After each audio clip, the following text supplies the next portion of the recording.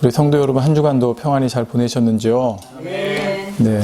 겨우내 마치 죽은 것 같았던 땅에서 이제 하나 둘 싹이 나오게 되는 것을 봅니다.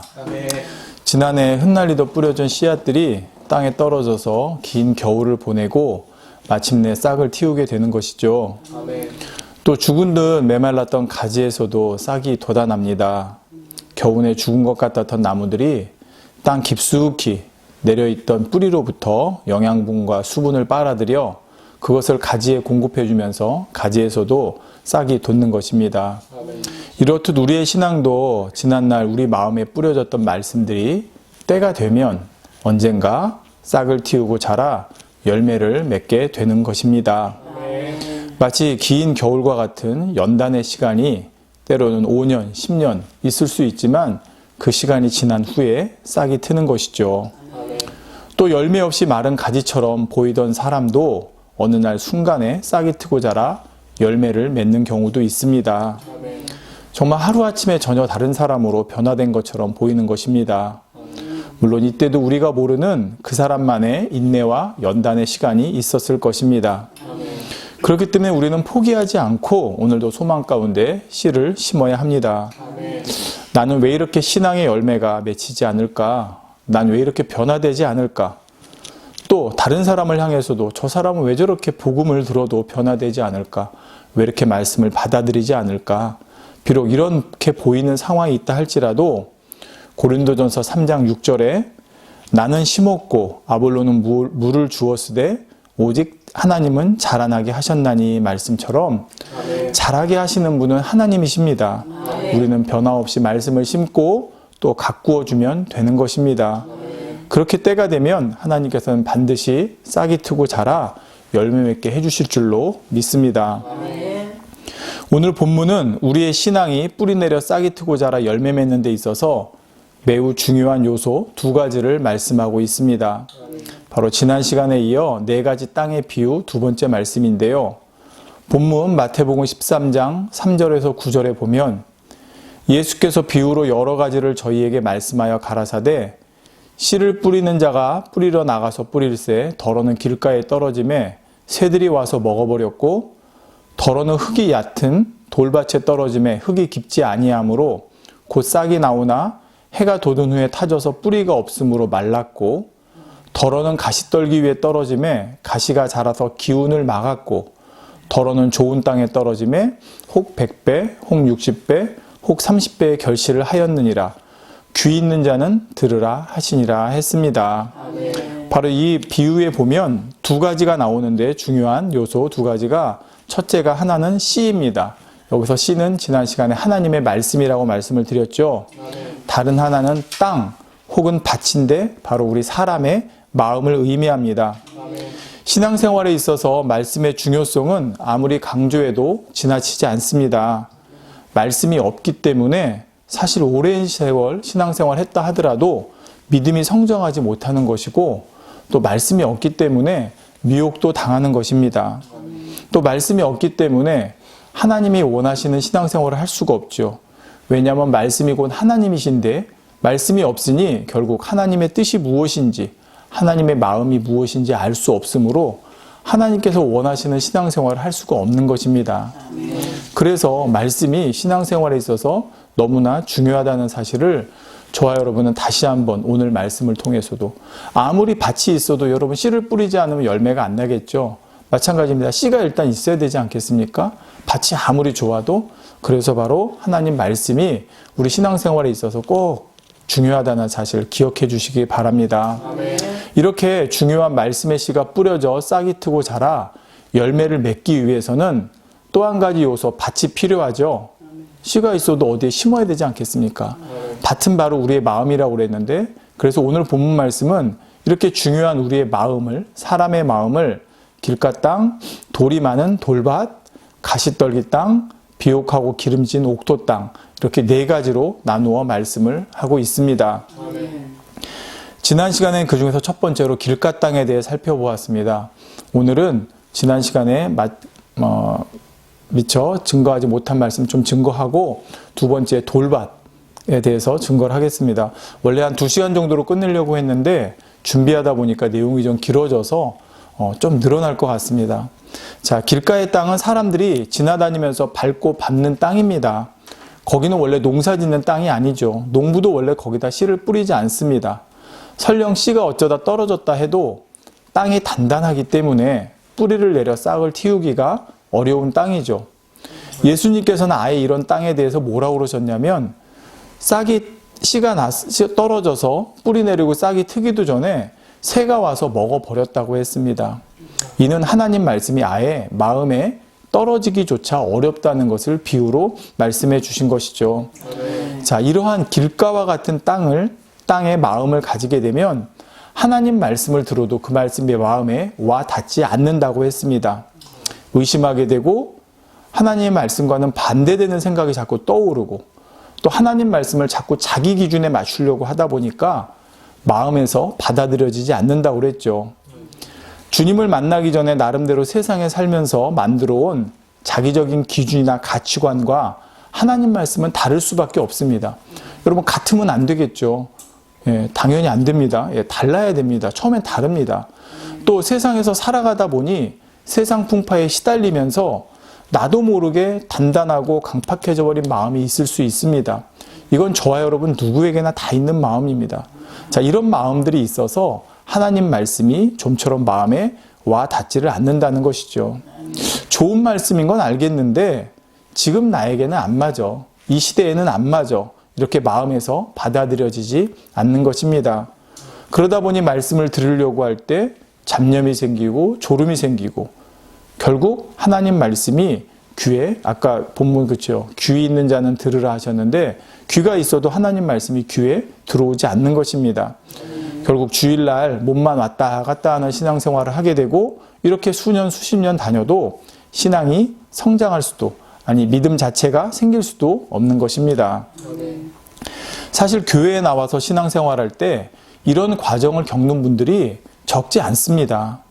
처음부터 교회 나왔을 때 이거야, 이 말씀이야 이렇게 신앙생활하는 사람도 있지만 처음에는 주변 눈치를 보거나 마음속으로 단에서 증거되는 말씀을 들으며 이거 맞나 안 맞나 재보는 사람도 사실 적지 않습니다.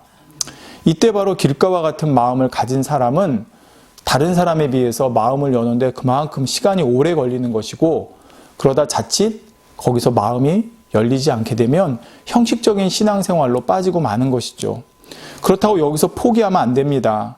길가와 같은 마음을 가졌다 해도 사실 여러분 우리 중에 길가와 같은 마음을 갖지 않은 사람이 얼마나 되겠습니까? 그러나 이러한 길가와 같은 마음이 있다 할지라도 어떻게든 씨를 심어 자랄 수 있는 열매 맺을 수 있는 땅으로 바꿔야 되지 않겠습니까? 제가 우리 중에 길가와 같은 땅을 갖지 않은 사람이 얼마나 될까요? 했을 때 나는 아니야 할 수 있습니다.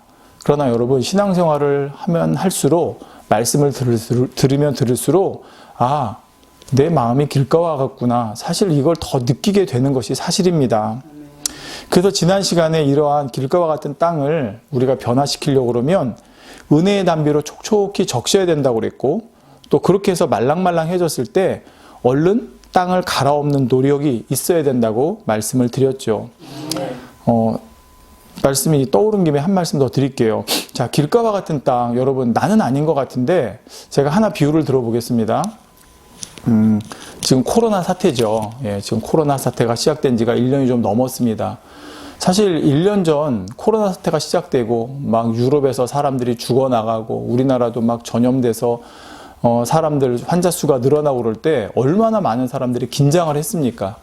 그리고 그때 긴장한 사람들 중에 크리스찬들이 많이 있었습니다. 어떻게 있었냐? 성경에서 말하는 질병, 재앙, 이게 이런 건가? 정말 이러다 주님 금방 오시나? 사실 그래서 유튜브에도 거기에 대해서 증거하는 사람들도 많았고요. 또 거기에 조회수도 상당히 많았습니다. 사람들이 관심을 가지고 보는 거죠. 자, 그런데 여러분 지금 1년이 지났습니다. 엊그저께 뉴스를 보니까 유럽 어느 나라에서는 2차 세계대전 때 죽은 사람보다 더 많은 사람들이 코로나로 이번에 죽게 되었다는 말을 듣게 되었습니다. 그만큼 전 세계적으로 정말 어마어마한 숫자의 사람들이 죽었습니다. 전쟁으로 인류 역사상 있었던 어느 전쟁보다 더 많은 사람이 죽은 것이죠. 자, 그런데 지금 사람들의 마음이 어떻습니까? 1년 전에 비교했을 때 많이 무뎌졌죠. 사람들 간에 어떤 조심하는 것도 그렇고, 이제 너무나 시간이 지나다 보니까 또 그때 당시에 반짝, 정말 이러다 주님 오시는 건가? 마지막 때가 정말 가까워졌나? 그러다가 한 달, 2달, 6개월, 1년 아무 일도 없고, 그때 유튜브 같은 데 보면 막 정말 마지막 때가 눈앞에 온 것처럼 증거하는 분들도 계셨거든요. 그럼 그런 말씀 들으면 반짝 긴장을 합니다. 정말 신앙생활 내가 잘해야겠네? 주님 이때 바로 오시면 어떻게 해야지? 그런데 1년 정도 지났는데 아무 일이 없어요. 자, 그러면 어떻습니까? 지금 또 마음이 해이해져 버리고, 또 나태해져 버리고, 그 긴장의 끈을 놓게 됩니다. 여러분 죄송하지만 이런 게 다 사실은 길가밭과 같은 마음이에요. 어떤 은혜가 막 소나기처럼 쏟아질 때는 말랑말랑해서 정말 막 금방 주님의 은혜를 사모하고 할 것처럼 하는데, 가만 놔두면 또 결국 굳어버리는, 그렇게 정말 무뎌져 버리는, 이것이 이렇게 하다가 결국 1년, 2년 또 시간이 지나다가 또 이런 재앙이 오고, 그러다 또 지나고 또 지나고, 아버지께서는 분명히 여러 가지 사인으로 우리에게 보여주시는데, 우리의 마음이 단단하기 때문에 결국 그것을 받아들이지 못하고 준비하지 못하게 되는 모습을 보게 됩니다. 이게 또 사단의 전략인 것이고요. 그래서 이런 게 다 사단이 와서 우리 마음에 떨어지는 씨를 먹어버리는 것과 똑같다는 사실을 저와 여러분은 알아야 되겠습니다. 그래서 우리는 어떻게든 항상 은혜의 자리를 사모해서 나가야 되고, 적극적으로 하나님을 찾아야 됩니다. 가만히 앉아서 기다린다고 길가밭이 갈아엎어지는 것은 아니라고 말씀을 드렸죠. 그래서 이때는 주변의 도움도 필요한 것이 사실입니다. 가족의 도움도, 중보기도도 너무 중요하죠. 그래서 은혜 받기 위해 말씀도 찾아 듣고, 간증도 듣고, 설교도 듣고, 어떻게든 은혜 받을 것을 내 편에서도 찾아야 한다는 말입니다. 지난 시간에 말씀드린 것처럼 물에 빠진 사람이 나는 수영 못하니까 가만히 있는 것이 아니라 소리라도 크게 질러서 살려주세요 하는 심정으로 하나님을 찾아야 한다고 했죠. 저도 사실 사역을 그만두고 이런저런 사정으로 세상 일에 쫓기며 지난 2년 정도 시간을 지내다 보니 점점 은혜도 떨어지고 마음도 굳어져 가는 것을 스스로 느낄 수가 있었습니다. 그럴 때 아니다 싶어서 정말 다시 은혜를 회복해야 될 때 할 수 있는 것이 무엇이었냐면 열심히 여러 목사님들의 설교를 찾아 듣는 것이었습니다. 또 많은 분들의 간증도 열심히 찾아 들었습니다. 일을 할 때도 길을 갈 때도 늘 말씀과 찬양을 귀에 꽂고 있었죠. 물론 형식적으로 꽂고 있는다고 되는 건 아니지만 어쨌든 그러면서라도 한마디 두마디 들려오는 말씀이 내 마음에 꽂히며 은혜를 받기 때문에 그렇게라도 노력을 했던 것입니다. 또 정말 입버릇처럼 길을 가면서도 늘 중얼중얼 거리고 있습니다. 아버지, 아버지. 정말 그냥 입버릇처럼 부르는 아버지지만 또 거기에 내 마음을 담아서 아버지라고 하는 단어를 부르고, 그러면서 아버지 은혜 주세요, 아버지 도와주세요 라고 하는 아버지의 손길을 구하는 고백을 하고 있는 것입니다. 저는 이런 노력조차도 정말 우리 편에서 할 수 있는 아주 작은 것이지만 그것이 정말 내 마음을 변화시킬 수 있고 내 마음을 변화시킬 수 있는 아버지 은혜를 받을 수 있는 통로라고 생각합니다. 성도 여러분, 우리 자신보다 우리가 더 은혜 받기를 원하고 우리 자신보다 우리를 더 만나기 원하시는 분이 바로 아버지 하나님이십니다. 그런데 우리가 가만히 앉아 있는다고 해서 저절로 은혜가 임하고 하나님께서 우리를 찾아주시는 것은 아닙니다. 물론 여러분, 나는 한 거 없지만 주님이 나를 찾아와 주셔서 정말 공로 없이 그 복음을 나에게 전해주시고 예수 그리스도의 보혈의 공로로 내가 그 은혜를 입어서 구원받았다. 물론 맞습니다. 그렇지만 여러분, 그때도 중요한 게 있어요. 좀 이따 말씀드리겠지만 내 안에 작은 정말 조그만 부분이지만 옥토와 같은 부분이 있었던 거예요. 보들보들한 땅이 있었던 거예요. 그 틈을 비집고 주님이 오셔서 거기에 복음의 씨를 심어주셨고 그걸 내가 받아들였기 때문에 씨가 난 거거든요. 자, 그런데 우리 마음이 전부 옥토면 좋겠는데 사실 그런 부분이 조금밖에 없고 나머지는 길가밭과 같고 돌밭과 같고 가시떨기와 같거든요. 그러면 거기서 우리의 노력도 필요하다는 거예요. 예레미야 29장 13절에도 이렇게 말씀하죠. 너희가 전심으로 나를 찾고 찾으면 나를 만나리라.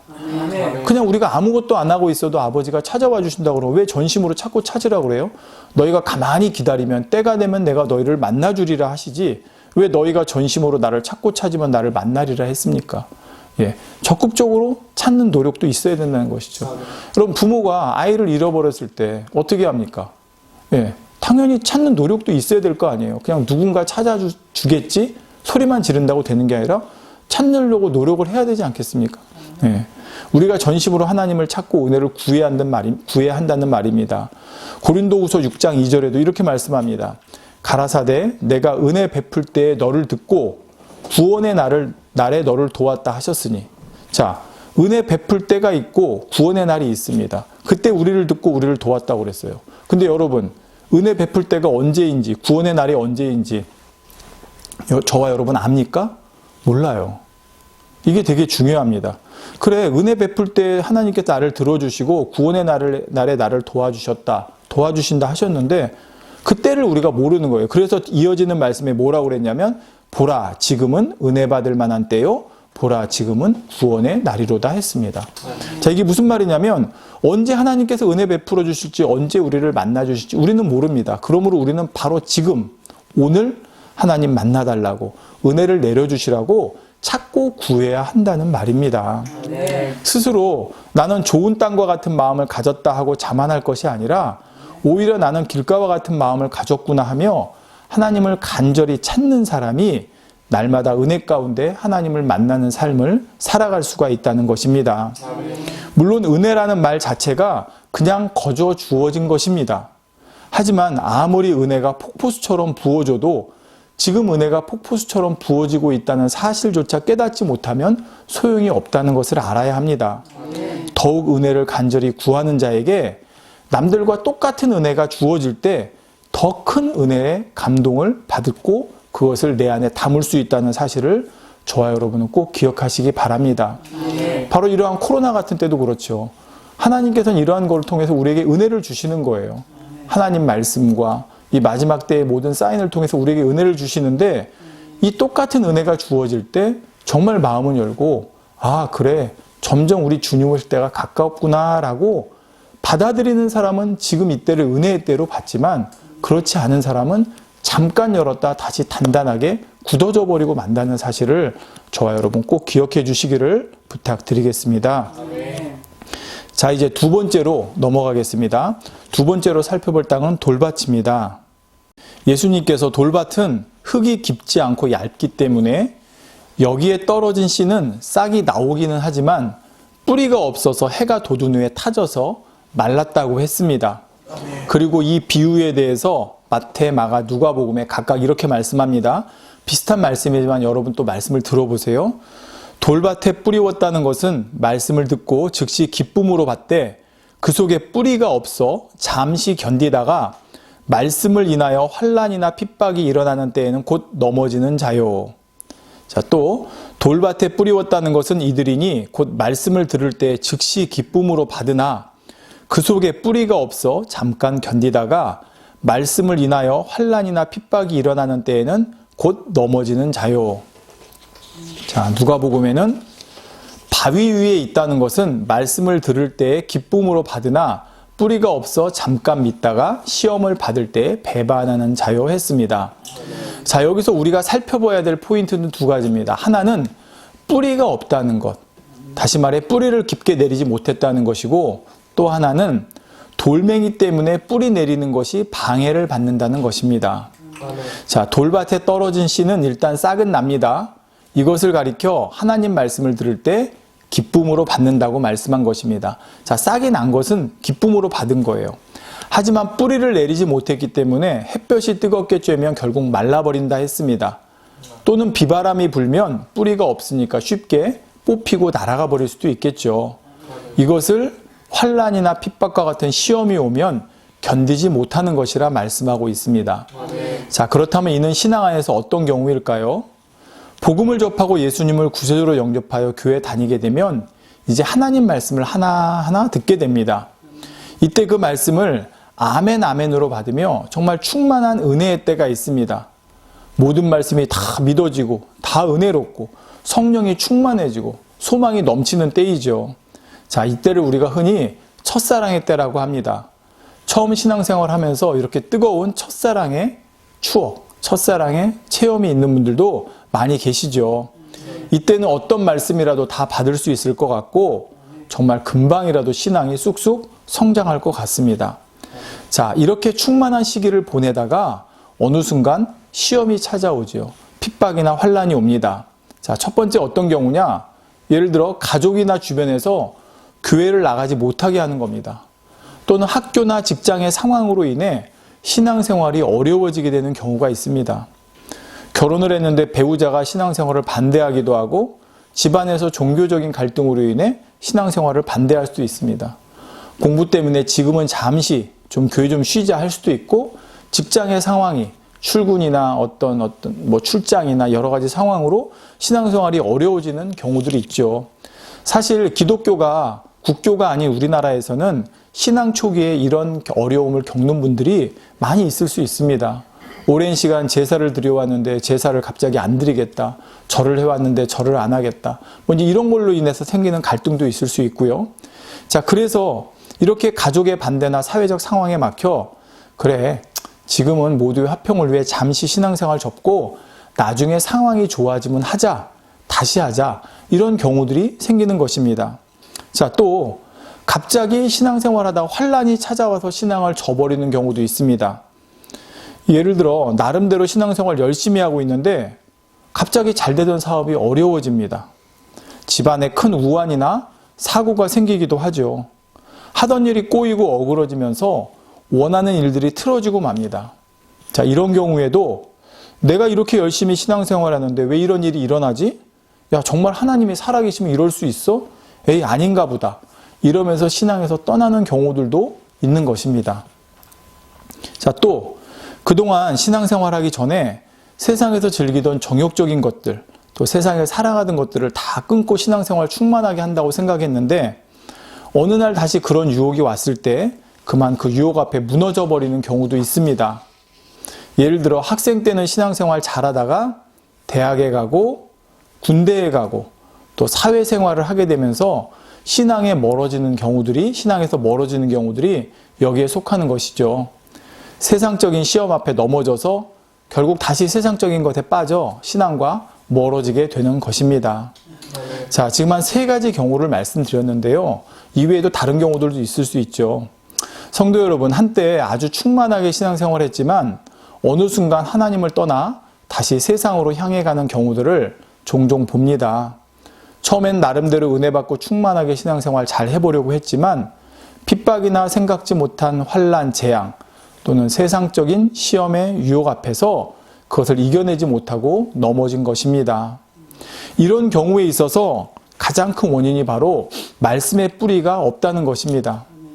뿌리를 깊게 내린 나무는 비바람이 와도 또는 웬만한 가뭄에도 깊숙한 땅으로부터 수분을 빨아들이고 또 깊숙한 뿌리가 나무를 지지해 주기 때문에 견뎌낼 수가 있습니다.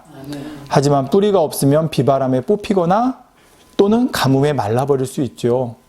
신앙 안에서도 말씀의 뿌리가 깊지 않으면 이러한 핍박이 왔을 때 바로 날아가 버리거나 뽑혀버리거나 말라버리는 것입니다. 하지만 신앙 안에 말씀의 뿌리가 깊으면 어떤 핍박이나 환난, 시험 앞에도 주님을 떠날 수가 없습니다. 만약 뜻하지 않은 환난이나 재앙이 와도 말씀의 뿌리가 있다고 그러면 오히려 왜 이런 환난이 왔고 재앙이 왔는지 말씀 안에서 답을 찾습니다. 여러분, 성경에 보면 욥기가 나오죠. 사실 여러분, 욥은 어느 날 갑자기 정말 세상 사람 누구도, 정말 주님을 믿는다고 하는 사람도 웬만한 사람은 감당하기 어려운 시험을 닥치게 됩니다. 재산과 가족과 자녀와 모든 것을 다 잃어버리는 그런 재앙의 순간에 오는 것이죠. 아까 말씀드린 대로 이런 것이 왔을 때, 야, 하나님이 살아계시면 어떻게 이럴 수 있어? 하고 하나님을 떠날 수도 있는 상황들입니다. 하지만 욥은 그러지 않았습니다. 자, 바로 무엇입니까? 하나님에 대한 하나님이라는 분에 대한 것이 그 마음 깊숙한 곳에 있었기 때문에 그런 상황에서 하나님을 떠나지 않을 수가 있었다는 것이죠. 자, 분명히 내가 그 이유는 몰라요. 왜 이런 상황이 왔는지 모르더라도 분명히 하나님의 어떤 뜻이 있을 거야 라고 바로 그 부분만은 내 마음에 깊숙이 있었기 때문에.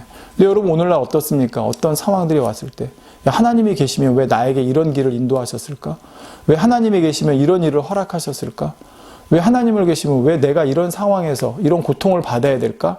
그러면서 하나님 안녕히 계세요 하고 떠나는 경우들이 있다는 거예요.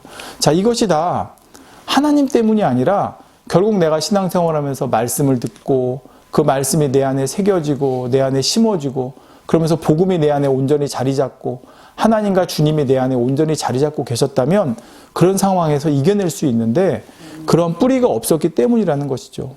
설령 환난이나 재앙이 왔다 해도 어떤 사람에게는 그것이 하나님의 징계인데 그것이 성경에 보면 뭐라고 그랬습니까? 징계가 곧 하나님의 사랑이라고 그랬잖아요. 그러면 이게 하나님이 나를 사랑해서 사업이 만약에 어그러졌어요. 그러면 왜 이런 사업이 어그러졌지가 아니라 내가 정말 하나님 말씀에 비춰보니까 이대로 잘못 갔다가는 불의한 길로 갈 수도 있었겠구나. 오히려 하나님으로부터 멀어질 수도 있었겠구나. 이렇게 깨닫게 되므로 이것이 하나님이 나를 사랑해서 주시는 징계구나 깨달으면 거기서 오히려 감사하고 돌이켜 회개하면 하나님께서 더 큰 사업의 축복으로 주시겠죠. 근데 그것이 아니라 좀 이따 말씀드리겠지만 내 안에 물질에 대한 욕심이 가득하기 때문에 내가 하나님 잘 믿으면 물질이 더 충만하게 넘칠 줄 알았는데 하나님 잘 믿었는데 오히려 물질에 어려움을 겪으니까 하나님 안 계시는가 보다 하고 떠나버리는 거예요. 이것이 바로 뿌리가 깊지 못해서 결국 가뭄에 말라버리는 것과 같은 것입니다. 성도 여러분, 말씀을 열심히 듣고 하나님 나라에 충성한다고만 해서 그렇다고 말씀의 뿌리가 깊게 내려지는 것은 아닙니다. 그렇다면 어떻게 해야 말씀의 뿌리를 깊게 내릴 수 있을까요? 아까 오늘 첫 번째 포인트가 뿌리가 없다는 것이었고 두 번째 포인트가 돌멩이 때문에 뿌리 내리는 것이 방해받는다 했습니다. 바로 돌밭에서 돌을 제거해내는 것이 뿌리를 깊게 내리는 방법입니다. 돌밭에 있는 돌멩이는 씨가 깊게 뿌리 내리지 못하게 하는 장애물이라 했죠. 따라서 이러한 장애물이 되는 돌멩이들을 제거해야 합니다. 돌멩이를 제거하지 않은 상태에서 씨를 뿌리고 물을 주며 가꿔도 결국은 흙이 깊지 않기 때문에 거기에 뿌리를 깊게 내리기가 쉽지 않다는 것이죠. 자, 그렇다면 돌멩이에 있는 돌밭에 있는 돌멩이들은 무엇일까요? 자, 여기서 바로 이 돌멩이들은 우리 마음 안에 있는 죄악들입니다. 자, 아까 말씀드렸죠.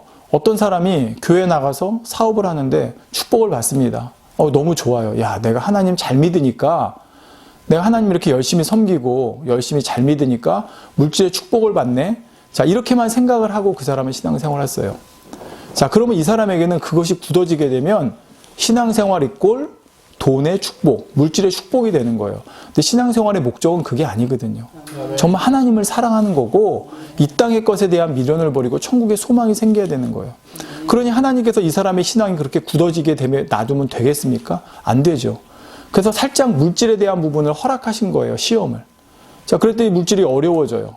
그럼 이 사람은 평소에 가지고 있던 본인의 말씀의 뿌리가 깊지 않았기 때문에 신앙생활이 무엇인지 깊게 뿌리 내리지 않았기 때문에 물질이 어려워지니까 하나님을 떠나는 경우가 생길 수가 있는 거예요.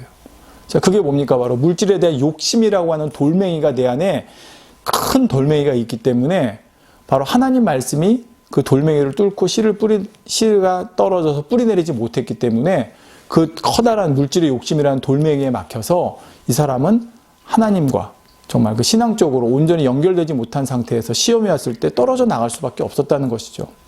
자, 다른 예를 또 하나 들어보겠습니다. 말씀을 듣다 보면 섬겨라, 낮아져라, 겸손해라 이런 말씀들이 많이 있습니다. 자, 그래서 교회에 와서 그래, 섬겨야 되는구나, 낮아져야 되는구나, 겸손해야 되는구나 이런 말씀들을 들었다고 하겠습니다. 근데 이 사람 마음 안에 교만이라고 하는 아주 큰 돌멩이가 있었어요. 세상적으로도 뛰어나고 물질도 많고 학식도 뛰어나고 교양도 가지고 있기 때문에 교만이라는 큰 이 돌멩이가 있는 거예요. 물론 처음에 와서 은혜 받고 섬기고 낮아지고 겸손하라는 말씀을 들어서 그래야 되는구나라고 머리로는 알았지만 그게 마음에 싹이 나고 뿌리 내려서 자라지 못했기 때문에 이런 분이 어느 날 교회에서 사람들과 이제 어울려서 신앙생활 하는데 남이 나를 알아주지 않고 난 이렇게 열심히 하는데 남이 내가 이렇게 사회적으로 지위도 높은데 섬겨주지 않고 하다 보면 그 마음에 불편함이 생기는 거예요. 왜? 그 불편함이 다른 사람 때문이 아니라 뭐 때문에요? 내 마음 안에 있는 교만이라고 하는 큰 돌멩이 때문에. 그러다 보니까 교회가 뭐 이래? 응? 교회가 왜 이래? 하면서 교회를 떠나버리는 경우들도 생기더라는 것입니다. 교만이라는 돌멩이가 딱 하고 버티고 있으니 섬긴, 겸손, 낮아짐 이런 하나님의 말씀들이 진짜 내 마음에 뿌리 내리지 못했던 것입니다.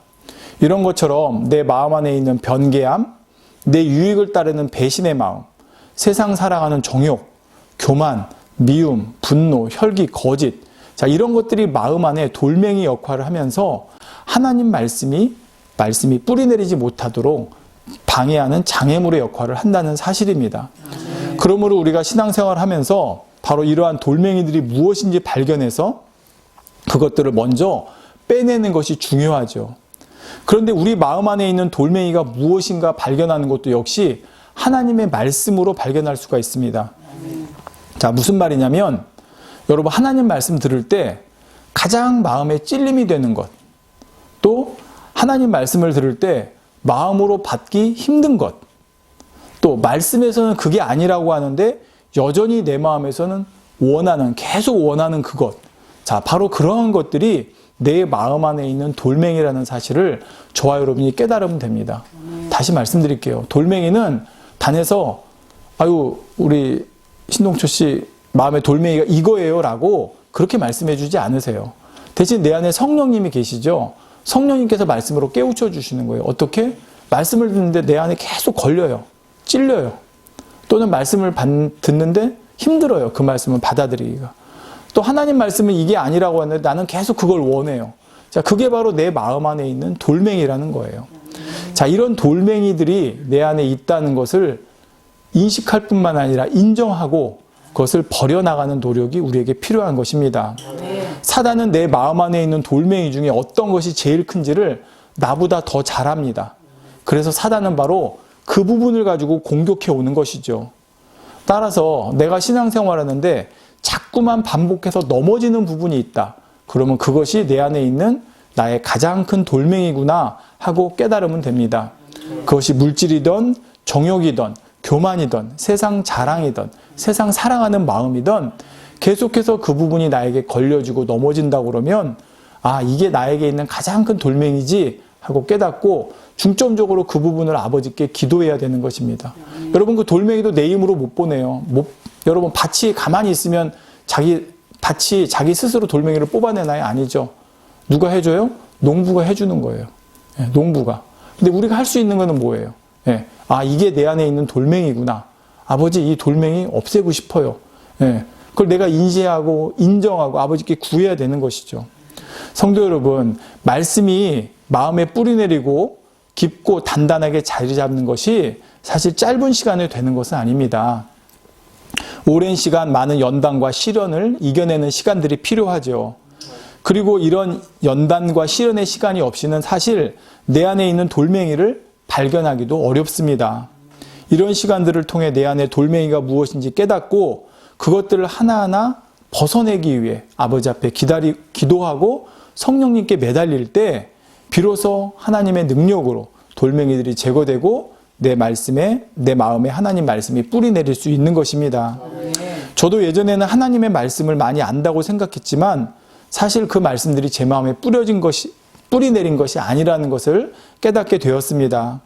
오랜 연단의 시간을 통해 진짜 내 마음 안에 있는 돌멩이가 무엇인지 깨닫고 정말 그것을 인정하면서 하나님 앞에 내려놓으려고 할 때 하나님께서 그 돌들이 깨지고 그 돌들이 부서지고 그 돌들이 걷어지는 그러한 은혜를 조금씩 체험해 가게 하시는 것을 느끼게 됩니다. 성도 여러분, 하나님 말씀이 뿌리 깊고 단단히 내리는 것처럼 보인다 할지라도 거기서 또 교만해서는 안 됩니다. 이 정도면 됐겠지 했을 때 그 뿌리를 흔들 수 있는 더 큰 시험이 올 수도 있다는 사실을 알아야 합니다. 고린도전서 10장 12절에 그런즉 선줄로 생각하는 자는 넘어질까 조심하라 했습니다. 내 스스로 이 정도 이루었다 생각하는 것 자체가 교만이라는 사실을 깨달아야 합니다. 섰을 때, 내가 섰다고 생각할 때 사단이 그 틈을 노려 공격하는 것이죠. 여러분, 그래서 사실 많은 나라에서도 보면 교회가 어느 정도 커지고 많은 성도들이 따르다 보면 거기에 그 목회자들이 스스로 선줄로 생각하다 사단의 공격에 넘어지는 일들을 종종 보게 됩니다. 여러분, 나무의 뿌리는 그 깊이에 한계가 없습니다. 100년 된 나무가 다르고 1000년 된 나무가 다르듯이 뿌리는 점점 세월이 지나면 지날수록 더 깊게 내릴 수 있는 것이죠. 말씀의 뿌리도 이렇게 한계가 없다고 생각합니다. 내가 이 정도 말씀의 뿌리를 내렸으니까 됐다 생각하는 것이 교만이라는 것입니다. 그러므로 우리는 주님 앞에 서는 그날까지 나는 할 수 없고 나는 부족합니다. 늘 이런 마음으로 주님께 의지해서 성령의 능력 안에 나를 지켜나가야 한다는 사실을 저와 여러분 꼭 기억하시기 바랍니다. 자, 결론입니다. 성도님들, 길을 가다 보면요, 콘크리트나 아스팔트 또는 보도블록 사이에 그 틈을 비집고 올라와 있는 작은 싹이 나 있는 꽃을 볼 때가 있습니다. 야, 어떻게 저런 데서도 꽃이 나지? 하고 말입니다. 또 산을 오르다 보면 풀이나 꽃이 전혀 날 수 없을 것 같은 바위투성이 절벽 사이에서도 예쁘게 피어오른 이름 모를 들풀이나 들꽃들을 볼 수가 있죠. 누가 일부러 씨를 가져다 뿌리고 물을 주며 가꾼 것도 아닌데 말입니다. 어디선가 바람에 날려 꽃씨가 거기 떨어졌을 것이고, 그러면서 오랜 시간 비와 햇볕을 맞으며 그것을 견뎌내고 그 틈을 비집고 올라와 싹을 틔운 것입니다. 연약한 싹이지만 콘크리트도 아스팔트도 보도블록도 바위 틈도 비집고 올라와 마침내 잎을 내고 꽃망울이 맺힌 것입니다. 사실 저와 여러분, 우리 자신을 볼 때 내 안에 길가와 같은 땅 또는 돌밭이 돌투성이인 돌밭과 같은 마음, 이런 마음들이 저는 보이는 것이 축복이라 생각합니다. 예전에는 남들로부터 아니면 내 스스로, 그래 나는 옥토밭이야, 아유 저분은 참 마음이 착해, 옥토와 같은 마음을 가졌어, 이런 말 듣는 게 좋고 그런 말 듣기를 원했는데, 이제와 생각해보니 내 스스로 내 마음이 길가와 같고 내 마음이 돌밭과 같다는 것을 깨닫고 인정하는 것이 정말 축복이고 은혜라는 것을 다시 한번 깨달아 봅니다. 제가 왜 이 말씀을 드리겠습니까? 비록 내 마음이 길가와 같고 돌멩이가 가득한 돌밭과 같다 할지라도, 콘크리트와 같고 아스팔트와 같고 보도블록과 같다 할지라도, 바위투성이와 같다 할지라도, 거기서 결국은 하나님께서 하시면 싹이 나고 꽃이 핀다는 사실입니다. 스스로 내 마음밭이 어떤 밭인지 모르고 아니면 좋은 밭이라 착각하고 사는 것보다 정말 내 마음밭을 정확히 깨닫고 인정하는 것이 아버지 하나님 앞에 은혜를 받는 길이고 정말 열매를 맺는 길이라는 사실을 저와 여러분 꼭 기억하시기 바랍니다. 저는 그 대표적인 인물이 사도 바울이라고 생각합니다. 여러분, 사도 바울은 예수 믿는 사람들을 잡아 죽이려고 쫓아다니는 사람입니다.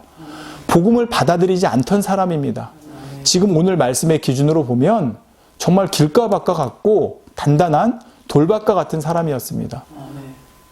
그런 사람에게 우리 주님께서 찾아오셨죠. 자, 뭘 보고 찾아오셨을까요? 제가 아까 말씀드렸지만 그렇게 단단하고 굳은 것 같은 그의 마음에 그 속을 헤집고 보면 그 안에는 부드러운 흙이 있었기 때문입니다. 저와 여러분에게도 다 있습니다. 왜요? 저와 여러분은 원래 하나님의 형상을 따라 지음받았기 때문입니다. 세상을 살고 원수마귀 사단이 지배하는 이 세상을 살다 보니까 우리의 겉에 마음의 표면이 정말 단단한 길가밭과 같고 돌이 우글우글한 돌밭과 같이 되었지만 그 속 깊은 데는 정말 비록 지금 거기서 싹이 나고 있지는 않지만 하나님의 근본으로부터 온, 그게 바로 우리 영이거든요.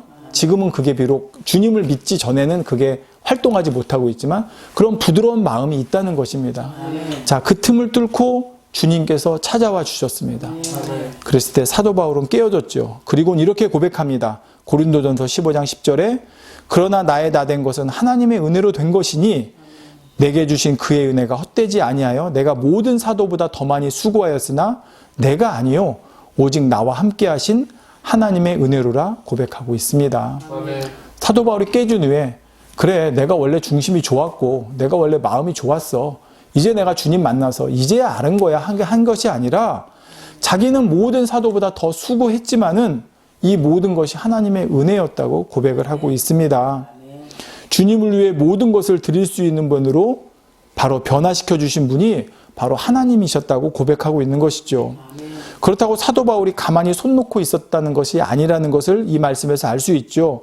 모든 사도보다 더 수고하였다 고백할 만큼 사도 바울은 자신이 할 수 있는 최선을 다했습니다. 물론 하나님의 은혜로 하는 것이지만 사도 바울은 이렇게 최선을 다했기 때문에 하나님이 은혜를 100을 주셨을 때 그 100을 다 받을 수가 있었던 것이에요. 이러한 사도 바울처럼 우리도 모든 삶 가운데 하나님의 은혜가 넘치도록 내 마음의 문을 활짝 열고 하나님의 은혜를 매 순간 느낄 수 있기를 바랍니다. 아멘. 우리 주변에는 늘 하나님의 은혜가 있습니다. 우리 주변에는 늘 하나님의 축복이 있고 하나님의 손길이 있습니다. 문제는 그것을 느끼느냐 느끼지 못하느냐입니다. 오늘 말씀도 마지막에 뭐라고 그러셨어요? 귀 있는 자는 들을지어다 했습니다. 우리 모두 다 귀가 있죠. 근데 왜 어떤 사람은 이게 들리고 어떤 사람은 들리지 않을까요? 내 마음 문을 여느냐, 내가 정말 하나님의 은혜를 느끼고자 하느냐, 마음 준비에 달려있다는 것입니다. 이러한 사실을 깨닫고 우리 마음을 여는 만큼 하나님의 은혜는 무한대로 우리 삶에 넘쳐날 것입니다. 날마다 오직 나와 함께 하신 하나님의 은혜라 고백하며 이렇게 하나님의 은혜를 우리 삶 가운데 마음껏 누리며 살아가는 저와 여러분 모두가 되시길 주님의 이름으로 축원드리겠습니다. 기도하겠습니다. 사랑이 좋으신 아버지 감사를 드립니다. 이제 지난 시간과 이번 시간 걸쳐서 길가밭과 돌밭에 대해서 살펴보았습니다. 아버지 예전에 길가밭은 돌밭은 저분의 말이야. 저 말씀 듣지 않고 변화되지 않고 저렇게 단단하고 고집 부리는 저분의 말이야 라고 생각했는데 말씀을 듣고 또 말씀을 묵상하면 할수록 바로 이 말씀이 제 말씀이라는 것을 깨닫게 됩니다. 아버지 지금이라도 깨닫게 해주심에 감사드리고 정말 내 마음 안에 있는 길가와 같은 마음, 돌밭과 같은 마음들 이제 주님의 은혜로 아버지 깨주시고 녹여주시고 엎어주시기를 원합니다. 나는 할 수 없지만 내가 아버지께 구하고 정말 간절한 마음으로 사모하며 구할 때 아버지 은혜 주셔서 돌밭과 같은 길가 같은 마음도 변화시켜 주시리라 믿습니다. 아버지의 은혜는 우리 가운데 항상 넘칩니다. 아버지 선인과 악인에게 아버지께서 비도 햇볕도 공평하게 내리워 주신다고 했습니다. 그런데 왜 선한 사람은 그것을 아버지의 은혜로 받지만 악한 사람은 은혜로 받는 것이 아니라 비가 오면 왜 이렇게 비가 많이 와? 또 햇빛이 비치면 왜 이렇게 햇빛이 뜨거워? 오히려 은혜가 아니라 그것을 감사로 받지 못하는 모습을 보게 됩니다. 아버지 그 차이가 바로 마음의 차이입니다. 지금도 똑같습니다. 아버지의 은혜가 우리에게 똑같이 주어지고 우리에게 똑같이 주변에 항상 임하고 있는데 그것을 정말 선한 마음으로 마음을 열고 아버지의 은혜로 받는 사람에게는 그 은혜가 폭포수처럼 넘칠 것입니다. 우리가 이렇게 살아가기를 원합니다. 오늘도 호흡할 수 있는 것, 오늘도 우리가 먹을 수 있고 입을 수 있고 머리 두고 쉴 곳이 있고 잠잘 수 있는 곳, 아버지 이 모든 것을 그냥 당연한 것으로 여기는 사람과 이것을 아버지의 은혜로 여기는 사람이 어떤 사람이 은혜 가운데 살아가겠습니까? 아버지 우리에게 주시는 작은 것 하나라도 정말 이것이 아버지의 은혜요, 아버지의 축복이요, 아버지의 손길에 사랑의 손길임을 깨닫는 우리의 삶이 될 수 있도록 도와주시옵소서. 오늘도 이렇게 아버지 앞에 예배드릴 수 있는 은혜를 허락하심에 감사를 드립니다. 모든 영광 아버지 홀로 받으시고 이 시간 유튜브를 통해서 말씀을 듣는 분들 중에 어려움이 있는 분들, 건강에, 물질에, 주변에 이런저런 어려움이 있는 분들 아버지 거기서 바로 내 마음밭을 깨닫게 하여 주시고 발견하게 하시고 거기서 바로 아버지의 은혜를 느낄 수 있는, 깨달을 수 있는 우리 모두가 될 수 있도록 주여 도와주시기 원합니다. 그리고 아버지 앞에 고백할 때 아버지께서 정말 그 전능하신 손으로 역사하셔서 문제 분야 풀어주시고 온전케 하시고 깨끗게 해주셔서 오직 아버지만이 영광을 받아 주시옵소서. 아버지의 사랑하는 자녀들을 통해서 아버지가 반드시 건강으로 또한 물질에도 축복으로 형통함으로 분야 아버지가 영광 받으실 줄 믿고 감사드리며 우리 주 예수 그리스도의 이름으로 기도하옵나이다. 아멘.